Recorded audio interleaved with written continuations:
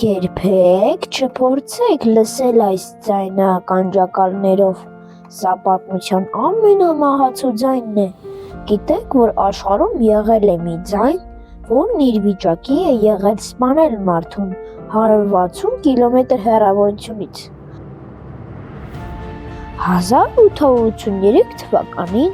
Ինդոնեզիայում ժայթքեց կրակատուա հրաբուխը։ Նրա արձակած ձայնը այնքան հզոր էր, որ հասավ 310 դիցեբիլի։ Համեմատության համար 150 դեցիբելը բավական է, որպեսզի մարդու թոքերը պատռվեն օդի ճնշումից։ Այս մահացու ձայնը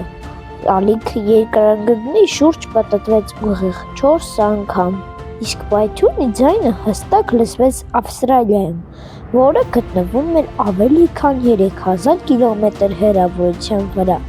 Մարդիկ կարծում էին, թե հարևանության թնդանոթները կրակում էին։ Սարսափելին այն է, որ հրաբխից 60 կիլոմետր հեռավորության վրա գտնվող նավաստիները ականջի թմբկաթաղանթները պարզապես պատռվեցին ճնշումից։ Սա բնության ամենահզոր հնչյունն էր պատմության մեջ։